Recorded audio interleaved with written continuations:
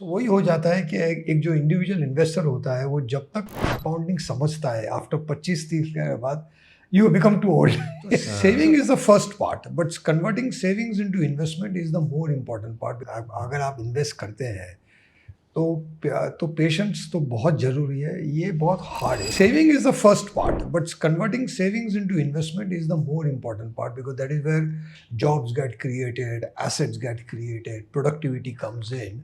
तो हमारी सेविंग की एफिशिएंसी बहुत ज़्यादा हो जाती है when you add investment to savings. और last 30 years and we are fortunate कि हम भी एडलवाइज भी उसी टाइम स्टार्ट हुई has been this journey of saving to investment. मुझे तो लगता है ये जर्नी अभी और भी 25-30 साल की अभी भी बाकी है। हमने जो की है वो है सेविंग।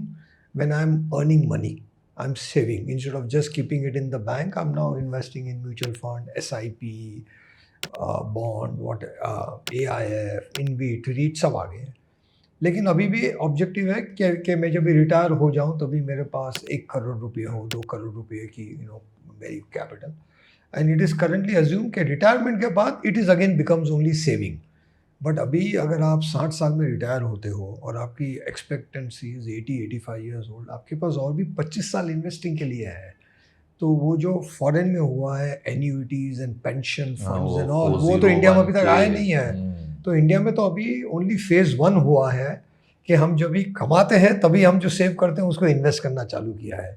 हम जब भी कमाना बंद करेंगे तभी हमारी जो रिटायरमेंट सेविंग है उसमें भी इन्वेस्टमेंट रिक्वायर्ड है। उसमें एन्यूइटीज आते हैं, पेंशन फंड आते हैं। तो globally pension funds are very big, India में तो बहुत कम है। तो ये अभी journey it started 30 years ago, it's been a slow journey where Indians have got more convince कि हमें इन्वेस्ट भी करना चाहिए, सेव भी करना चाहिए, इन्वेस्ट भी करना चाहिए। अभी इन्वेस्ट का horizon will change. Instead of it being a 5-10-15 year horizon, ये 30-40 ईयर का हॉराइजन हो जाएगा और उसमें the real game will start. अगर आप इन्वेस्ट करते हैं तो पेशेंस तो बहुत ज़रूरी है, ये बहुत हार्ड है।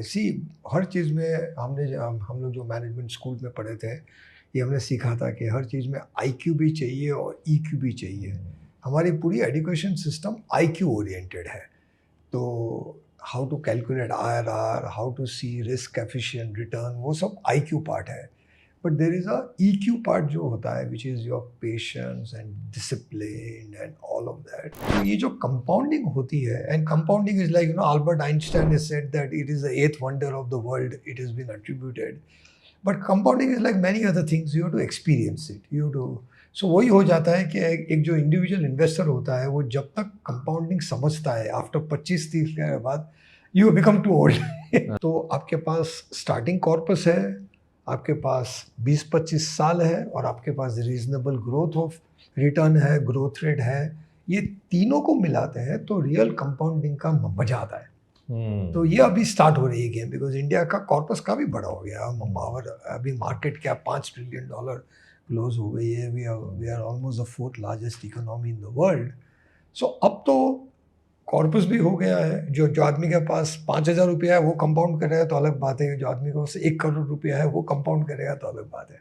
तो India has reach that stage and that's why I think the golden age of compounding is starting now.